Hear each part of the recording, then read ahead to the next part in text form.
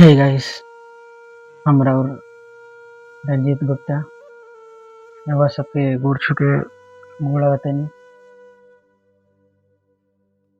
आज हम बहुत उदास बनी। रउआ सबके बता रहल बानी कि बहुत अच्छा वीडियो शूट कइले रही। बहुत बढ़िया वीडियो भई रहे, बहुत काफ़ी मेहनत भई रहे और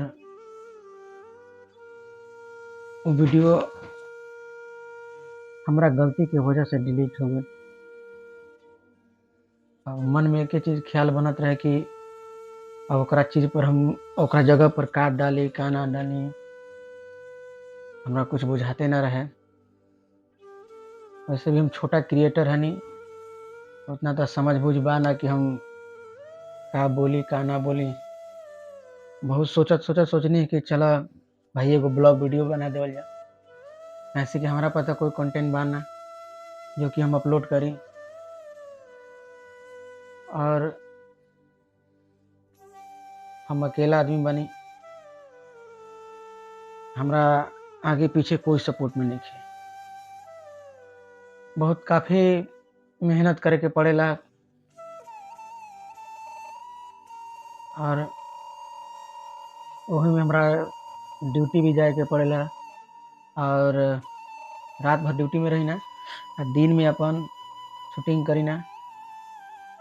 वो भी शूटिंग खातिर बहुत मेहनत करे के पड़ेला।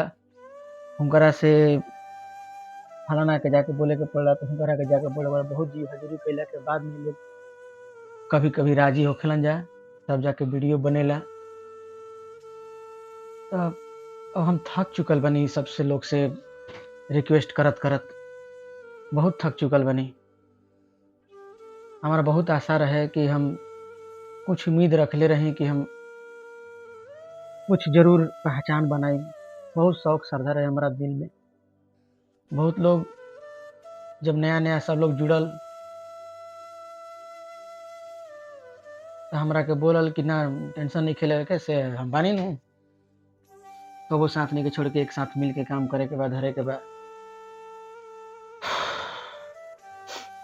हमरा संगे छोटा बाड़न जा 2-3 गो बच्चा। तो भाई बच्चा कहाँ तक का करी हम लोग। अब जे कुछ करे के पड़ेला हमरे करे के पड़ेला।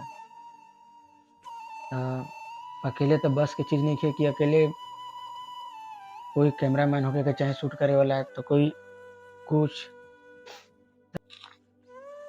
पता ना। आज 15, 20, 25 दिन से वीडियो अपलोड कर रहल बानी। पता ना कौन ऐसन गलती हो गइल बा, का मतलब दर्शक के अंदर में का चल रहल बा कुछ समझ में नइखे आवत। ना व्यू आवता, ना कमेंट भी आवता कि मतलब का गलती भइल बा, ना भइल बा।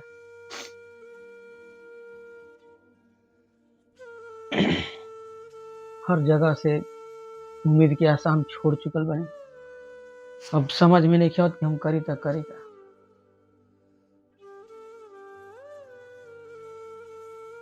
बहुत उम्मीद लगइले रही।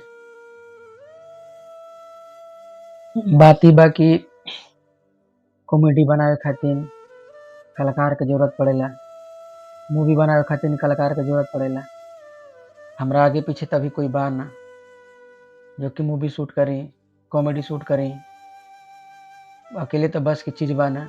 ऐसे रउआ सबसे हाथ जोड़ के रिक्वेस्ट करत तानी, हमार से ठनले बानी कि हमार जो भी ब्लॉग वीडियो बनी कॉमेडी से भरपूर बनी और ब्लॉग वीडियो ही चली।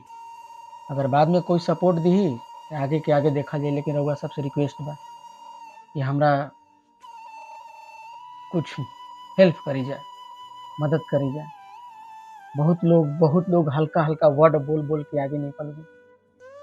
अगर हमरा में कोई गलती बा, त्रुटि बा, हम कहाँ मिस्टेक करत तानी, हमारा रंजीत गुप्ता ऑफिशियल में रउआ सब जुड़ले बनी जा। रउआ सब हमार वीडियो देख सकी ना जा कि आखिर हमरा में गलती बा कहाँ। आखिर हम रउआ सबसे का बताई।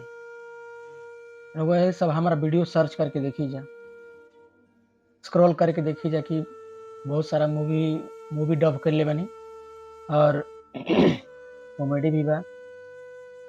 करा के रउआ सब देखी और देख के बताएं कि आखिर कहाँ गलती बा। बहुत कुछ तो हमरा ना बोले वाला, लेकिन हम तनी अनपढ़ गंवार रहनी, हमरा पढ़ल लिखल बानी ना कि हम ज्यादा रउआ सबके हम समझा भी सकीना। ऐसे बस इतने रउआ संग से शॉर्टकट में कहते हैं कि भैया थोड़ा सा ध्यान दे दीजिए बस। जय माता दी।